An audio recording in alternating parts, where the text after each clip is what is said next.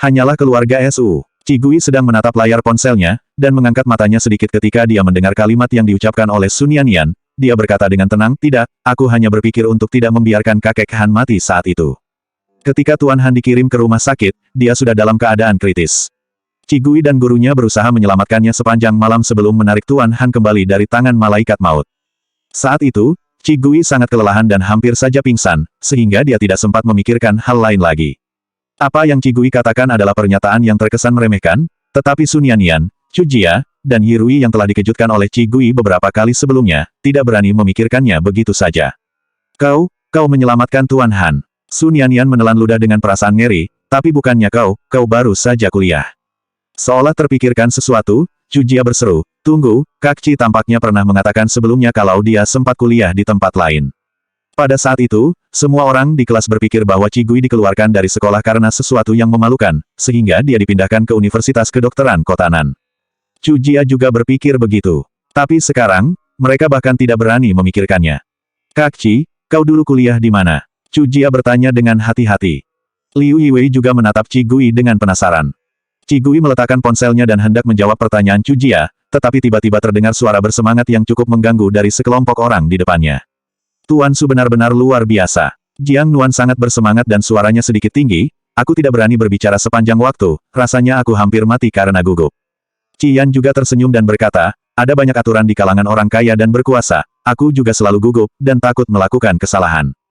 Mendengar suara mereka, wajah Sun Yanyan tenggelam dan berbalik untuk melihat mereka. Sun Yanyan melihat Cian, Kong Wen, dan Jiang Nuan yang masuk dari luar, dosen perempuan itu juga mengikuti di belakang mereka dengan senyuman lebar di wajahnya. Liu Yiwei adalah orang pertama yang menyapa, kalian sudah kembali. Baru saat itulah Cian dan yang lainnya memperhatikan Liu Yiwei dan kelompok Cigui, dan mereka semua menyapa. Dosen perempuan itu memandang Liu Yiwei dengan tatapan prihatin, Tuan Liu, kau sungguh harus ikut tadi. Tuan Su berkata bahwa Universitas Huaxia tidak akan merekrut orang luar, tetapi dia dapat menggunakan koneksinya dan membantuku mendapatkan tempat untuk bisa wawancara. Jika tadi kau pergi juga, mungkin dia akan setuju untuk membantumu mendapatkan tempat juga. Liu Yiwei tersenyum seolah tidak peduli, aku tidak membutuhkannya. Dosen perempuan itu sedikit terkejut. Liu Yiwei jelas ingin masuk ke sana juga sebelumnya, kenapa dia tiba-tiba tidak peduli setelah makan siang. Sun Yanyan, apa yang kalian makan di hotel? Jiang Nuan memandang Sun Yanyan dan pamer, keluarga Su memang keluarga kaya, dan koki yang disewa semuanya adalah yang terbaik, dan rasa hidangannya enak. Sungguh luar biasa. Setelah dia selesai berbicara, dia menunggu pandangan iri dari Sun Yanyan. Cian juga terus menatap Cigui. Tetapi yang mengejutkan mereka adalah, Sun Yanyan sama sekali tidak iri pada mereka, dan bahkan sedikit menghina, itu hanyalah keluarga Su, kenapa begitu saja sudah membuat kalian bersemangat. Jiang Nuan dan Cian terkejut. Cigui sama sekali tidak memperhatikan apa yang terjadi di sana, dia hanya melihat pesan yang dikirim dari ponselnya dan sedikit mengernyit. Institut Penelitian. Kak Ci, ada apa? Sun Yanyan memperhatikan bahwa ada yang salah dengan ekspresi Cigui, dia bertanya dengan prihatin. Cigui meletakkan ponselnya dan melirik beberapa orang untuk meminta maaf. Maaf, aku sedang terburu-buru, aku mungkin tidak akan kembali sore ini. Sebelum Liu Yiwei berbicara, dosen perempuan itu mengerutkan kening dan berkata, apakah ada yang lebih mendesak daripada kompetisi ini? Kau harusnya paham bahwa kompetisi ini milik tim. Jika kau tidak bekerja keras, kau akan mempengaruhi yang lainnya juga. Cigui mengabaikannya dan hanya menatap Liu Yiwei. Liu Yiwei mengangguk, kalau begitu pergilah, ingatlah untuk menelepon jika terjadi sesuatu.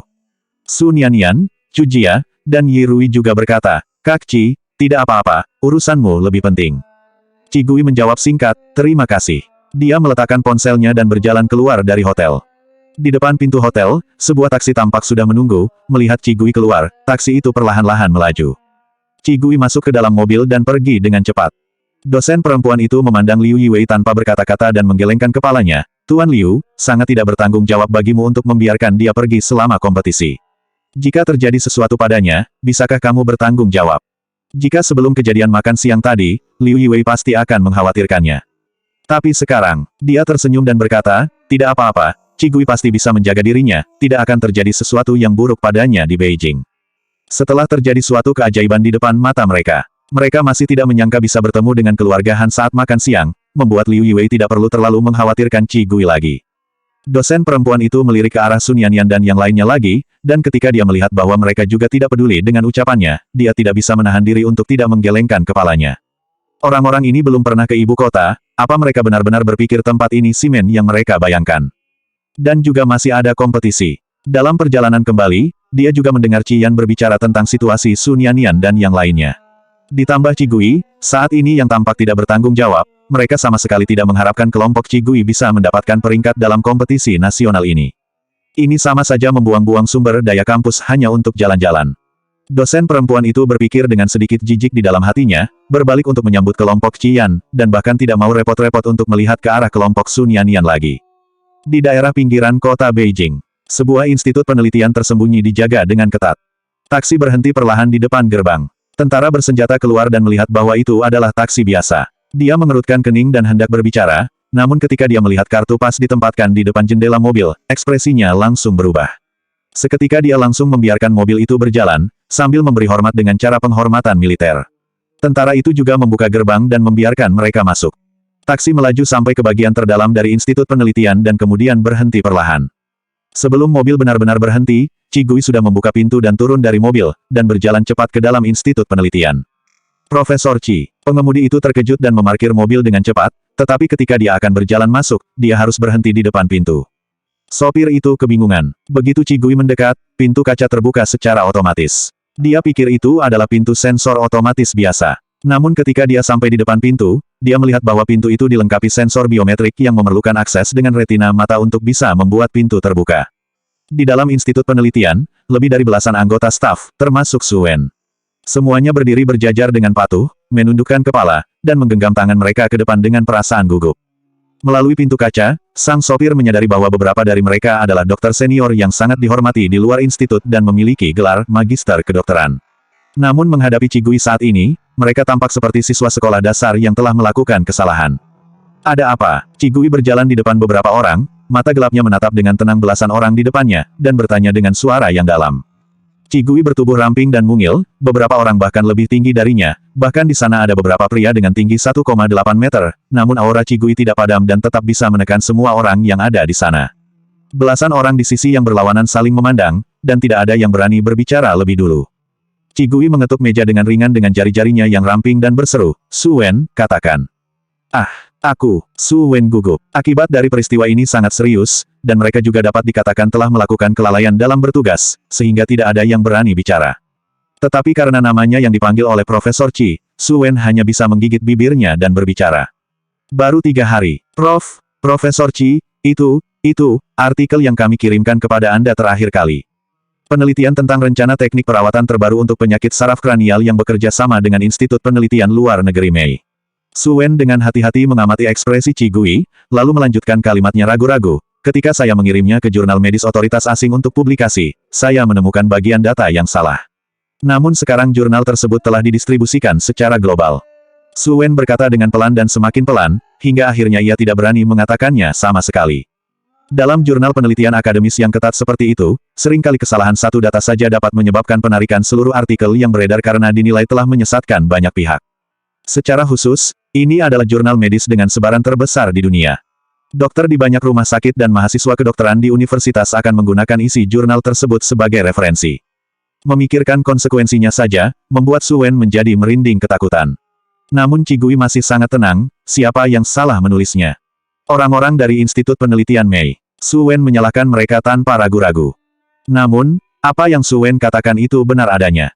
Sama sekali tidak ada masalah dengan artikel yang diterbitkan oleh Institut Penelitian mereka, tetapi siapa yang menyangka bahwa seorang peneliti dari Institut Penelitian Mei mengacaukan artikel ini. Mereka mengubah isinya dengan sangat berani, sehingga isi dari artikel ini sangat berbeda dari aslinya. Hingga akhirnya menyebabkan kecelakaan besar seperti ini.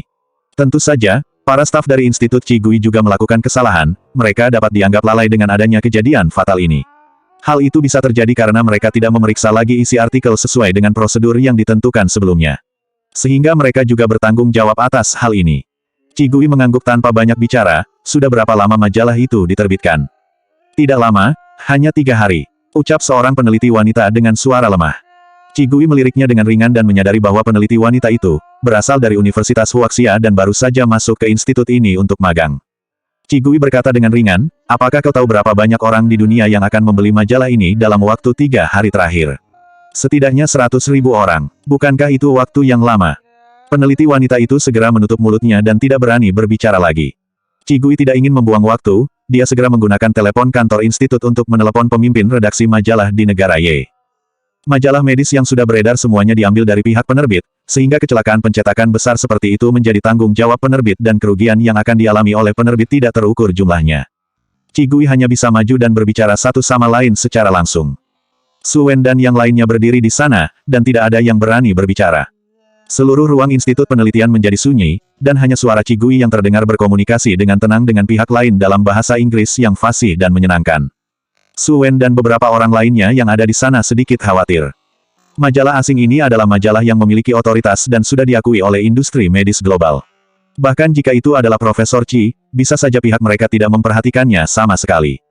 Saat Su Wen memikirkan hal itu, Qigui sudah menutup telepon, dan kemudian menghela napas pelan, matanya menatap mereka dengan tatapan dingin.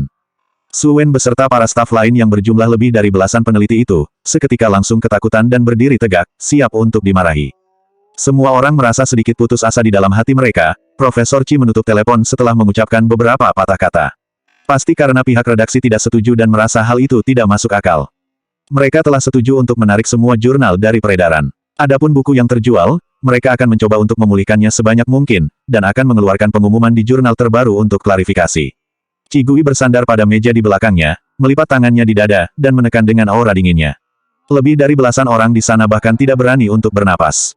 Ya, maafkan aku. Su Wen adalah orang pertama yang meminta maaf dengan keras, menundukkan badannya dalam-dalam. Untuk kerugian ini, kami akan. Di tengah kalimatnya, dia tiba-tiba tersadar dan mengangkat kepalanya dengan perasaan terkejut. Hah? Pihak mereka setuju. Apakah memang semudah itu? Semua orang mengangkat kepalanya, mereka terkejut dan bersemangat. Adanya kesalahan yang sulit terhapuskan, yang sudah menyebar ke seluruh industri karena kelalaian mereka sendiri, namun kini masalah itu bisa terselesaikan. Semua staf yang ada di sana bernafas lega. Pemimpin redaksi dulu berteman denganku, jadi lebih mudah untuk berbicara. Qigui mengangguk dan berkata singkat, tapi kalian harus menanggung kerugiannya. Bonus semua orang tahun ini akan dipotong, dan gaji bulan ini dan bulan depan akan dipotong sepenuhnya. Sebuah desahan lega langsung berubah menjadi ratapan. Qigui mengabaikan kesedihan para stafnya, dan setelah menyelesaikan masalah, dia berbalik dan berjalan keluar. Semua orang buru-buru mengikutinya dari belakang. Ketika taksi yang dia tumpangi menjauh dari gerbang institut, semua orang benar-benar merasa lega. Akhirnya kau mengingatku. Salah satu peneliti wanita menepuk dadanya dan berkata dengan ketakutan yang tersisa, Profesor Qi sangat menakutkan, aku pikir dia seusia denganku, jadi paling parah dia akan sedingin Xia Jinjin. Berbicara tentang hal ini, dia tidak bisa menahan untuk menelan ludahnya, aku baru tahu hari ini, dibandingkan dengan Profesor Qi, kakak senior Xia Jinjin bukan apa-apa. Dengan masalah yang begitu serius, dia berpikir bahwa, meskipun Profesor Qi tidak mengutuknya, Profesor Qi pasti akan mengeluh dan mencibir mereka mati-matian. Karena dulu ketika dia dan Xia Jinjin melakukan penelitian dalam satu kelompok, Xia Jinjin sering memarahinya. Tanpa diduga, ternyata Profesor Qi baru saja menyelesaikan masalah dengan sangat tenang, dan kemudian membuat hukuman dengan rapi, sehingga mereka secara pribadi dapat memahami harga yang menyakitkan dari kesalahan yang mereka perbuat. Tidak ada waktu yang terbuang untuk penghinaan yang tidak berarti. Berdasarkan kejadian ini saja, Profesor Qi sudah cukup untuk menghancurkan Xia Jinjin. Su Wen meliriknya, Xia Jinjin. Si jenius Universitas Huaxia itu. Apa kamu pernah mendengar sebelumnya kalau Profesor Qi adalah seorang jenius kelas dunia? Peneliti wanita itu langsung terdiam. Dalam perjalanan kembali ke hotel, Qigui menerima pesan WeChat dari Lu Yu tentang penandatanganan kontrak dengan Serikat Qi Mingkun. Segera setelah itu, ada pesan dari Qi Mingkun, dengan kegembiraan yang tidak dapat disembunyikan di antara kalimatnya. Kak, kau pasti tidak pernah membayangkan kalau serikat kami menandatangani kontrak dengan tim raksasa nomor 1 di dunia. Aku sekarat karena saking gembiranya sekarang. Pasti Bodhisattva yang muncul dan diam-diam memberkatiku. Aku harus memberikan lebih banyak persembahan ketika aku pulang nanti. Qigui sang Bodhisattva hanya diam saja. Dia menjawab ringan, persembahan saja tidak cukup, beri aku lebih banyak uang. Qi Mingkun sedikit kebingungan. Dia melihat jawaban terakhir Qigui dan merenungkannya lama, tetapi masih tidak berani berpikir ke arah yang mengerikan itu, dan pada akhirnya dia menganggap itu hanya lelucon dari Qigui. Qigui membalas pesan Lu Yu. Kompetisi internasional secara resmi dimulai besok dan akan berlangsung selama lebih dari 1 bulan. Lu Yu membuat janji dengan Qigui, dan dia menjalani pelatihan khusus 1 bulan kemudian. Setelah mengobrol dengan Lu Yu, Qigui akhirnya menyadari bahwa Fuxi telah mengirimkan pesan ketika dia pertama kali tiba di Beijing tadi malam. Mungkin Fuxi khawatir akan mengganggunya, sehingga dia hanya mengirim WeChat, dan tidak melakukan panggilan telepon. Qigui mengetuk layar dengan jarinya yang ramping dan membalas pesan Fuxi, maaf, aku terlalu sibuk kemarin untuk melihat pesanmu. Semua baik-baik saja di sini. Pada waktu bersamaan, di ruang kerja rumah keluarga Fu. Ada 9 layar yang terbagi di dalam satu monitor komputer besar, dan manajer senior dari seluruh dunia dengan hati-hati melaporkan situasi terbaru kepada Fusi. Fusi tinggal di kota Nancheng begitu lama kali ini, sehingga banyak hal yang telah tertunda, jadi dia sangat sibuk dalam 2 hari terakhir. Setelah mendengarkan laporan manajemen, jari tengah ramping Fusi dengan lembut menekan kacamatanya, masalah ini. Tepat setelah mengucapkan 2 kata, layar ponselnya menyala. Melihat nama yang tampil di layar ponselnya, Fusi mengangkat alisnya sedikit, dan cahaya dingin dan tajam di mata Phoenix-nya melunak. Sampai sini dulu hari ini, rapatnya kita akhiri. Setelah berbicara, dia mengangkat telepon dengan tangannya yang ramping, berdiri tegak, dan meninggalkan ruang kerja. Di layar, seorang eksekutif yang baru saja selesai melaporkan hasil pekerjaannya tertegun. Dia memandang Qin Sheng, yang datang untuk mematikan komputer, dan bertanya-tanya, "Asisten Qin, bolehkah saya bertanya apakah saya mengatakan sesuatu yang salah?" Qin Sheng menghela nafas dalam diam. Dia mempertimbangkan kata-katanya dan berkata dengan sungguh-sungguh, "Manajer Si, jangan terlalu memikirkannya. Tuan Fu pergi karena dia ingin membalas pesan orang yang lebih penting." Seketika 8 eksekutif tingkat tinggi itu segera berspekulasi. Pasti tamu bisnis yang sangat penting bagi Tuan Fu sampai dia begitu gugup dan sangat memperhatikannya, bahkan sampai mengganggu rapat dengan kita. Qin Sheng terdiam, tidak tahan untuk memberitahu mereka bahwa orang penting yang dimaksud sebenarnya hanya seorang mahasiswa biasa. Fusi turun dengan ponselnya, dan mengetik pesan untuk Qi Gui dengan jari rampingnya, "Qi Gui, kau akhirnya mengingatku. Aku sudah menunggu kabarmu sampai seperti seorang suami yang menunggu istrinya pulang. Lebih baik kalau bisa diselesaikan dengan uang." Qi Gui tidak menjawab. Fusi menunggu sebentar dan menghela nafas, "Kapan Qi Gui akan menjadi lebih lembut kepadaku?" Dia hanya bisa melanjutkan dengan nada seriusnya. "Aku baru saja kembali ke kampung halamanku di Beijing. Jika kau butuh sesuatu, kau bisa menghubungiku, kalau aku bisa membantu, pasti akan kubantu." Qi Gui membalas singkat, "Terima kasih." Keduanya mengobrol sebentar, dan Fusi tidak ingin mengganggu Qi Gui, jadi dia tidak banyak bicara. Setelah meletakkan ponselnya, Fusi menyentuh dagunya dan berkata kepada Qin Sheng, yang baru saja turun, "Tolong atur pengawal untuk melindungi Qi Gui. Kirimkan dia hadiah yang sudah aku siapkan." Qin Sheng mengambil hadiah yang telah disiapkan Fusi kemarin lalu pergi, dan kakek Fu baru saja masuk. Sepintas, dia melihat cucunya duduk malas di sofa. Dia duduk di seberang Fusi, menuangkan secangkir teh perlahan, dan berkata dengan pertimbangan, "Profesor Qi telah kembali ke ibu kota. Kalau kau punya waktu, temani aku untuk makan bersamanya." Fusi memutar ponselnya dengan malas, masih memikirkan bagaimana membuat Qi Gui bisa menjadi lebih lembut padanya, tetapi dia tidak mengangkat kelopak matanya ketika mendengar kata-kata kakek Fu, dia hanya menjawab, "Aku sangat sibuk setiap hari." Tuan Fu tiba-tiba menjadi sangat marah, "Ini hanya pertemuan bisa, bukan untuk memintamu menikahi seseorang." Fusi tersenyum ringan, dia berdiri menepuk pundak kakek Fu dan berkata dengan serius dengan nada yang tenang, "Kakek, aku sudah punya istri sekarang, dan aku tidak bisa melihat wanita lain dengan mudah." "Ah, apa dia gadis yang suka bertarung itu?" tanya kakek Fu. Kakek Fu sebenarnya juga sudah mendengar hal itu dari ayah Fusi, dan kakek Fu sangat tidak puas dengan hal itu. Kata-kata pertarungan yang mengerikan seperti itu benar-benar tidak pantas diucapkan. "Dia bukan hanya petarung yang hebat." Fusi meluruskan lengan bajunya, "Ketika aku membawanya kembali untuk menemuimu suatu hari nanti, kakek pasti menyukainya." Kakek Fu mendengus dingin, tidak menyetujui kata-kata Fusi, "Aku hanya menyukai Profesor Qi. Perempuan yang kau pilih ini, jangan biarkan dia memasuki rumah keluarga Fu." Fusi sama sekali tidak menganggap serius kata-katanya, dan naik ke lantai atas perlahan. Tuan Fu memandang Fusi, matanya yang tajam sedikit menyipit, dan mengangkat tangannya untuk menyuruh asisten di belakangnya supaya mendekat, "Cari tahu siapa gadis itu. Lebih baik jika kamu bisa menyelesaikannya dengan uang." "Baik," jawab asisten itu dan dia kembali bertanya, "Bagaimana jika dia tidak mau menyelesaikannya dengan uang?" Tuan Fu melotot ke arah asisten itu dengan sengit, "Apa kau melihatku sebagai seseorang yang dapat secara paksa ikut campur dalam urusan bocah tengik itu?" Asisten itu hanya terdiam. Keesokan harinya, setelah 1 hari 1 malam mereka beristirahat di hotel, mereka telah memulihkan kembali semangat mereka. Liu Yiwei memutuskan untuk membawa mereka ke perpustakaan terbesar di Beijing untuk menemukan bahan sebagai persiapan debat pertahanan teoritis mereka. Lokasi hotel yang dipilih Presiden Lin sangat bagus, tidak hanya dekat dengan tempat kompetisi, tetapi juga tidak jauh dari perpustakaan. Perpustakaan terbesar di Beijing adalah salah satu perpustakaan terbesar di China, tidak hanya mencakup jurnal dan buku dari seluruh dunia saja, tetapi juga ada beberapa buku kuno yang tersedia di sana. Begitu masuk ke perpustakaan, jangankan Sun Yanyan, Chu Jia dan Yi Rui yang belum pernah melihat dunia luar, bahkan Qi Yan juga tercengang oleh gaya dekorasi megah dan hikmat di dalam perpustakaan. Satu-satunya yang tetap tenang hanyalah Qi Gui dan Su Qing. Su Qing mau tidak mau berbalik untuk melihat Qi Gui. Dia berdiri tegak, mengenakan jeans sederhana, dengan kaos warna putih, dan topi baseball. Rambutnya yang hitam panjang diikat sederhana. Di bawah pinggiran topi, Terlihat mata almondnya yang gelap dan bulu matanya yang panjang, membuatnya tampak misterius, diam, dan intelektual. Bahkan dari kejauhan, Su King dapat melihat bahwa Qi Gui benar-benar tidak memiliki perasaan takjub terhadap perpustakaan dan bukan sekadar berpura-pura tenang. Su King mengerutkan bibirnya. Dia tidak tertarik karena dia sudah sering membaca buku di sini dari waktu ke waktu. Tapi kalau Qi Gui apa alasannya? Oke, kalian mulai cari sendiri bukunya. Liu Yiwei bertepuk tangan untuk membuat semua orang kembali fokus, lalu memerintahkan mereka untuk mulai. Kedua kelompok mulai beraksi. Semua orang datang untuk pertama kalinya, sehingga mereka tidak berpisah untuk sementara waktu. Qi Gui dengan malas mengikuti di belakang tim, Su King ragu-ragu untuk sementara waktu, tidak tahu mengapa, dia juga mengikuti di belakang tim.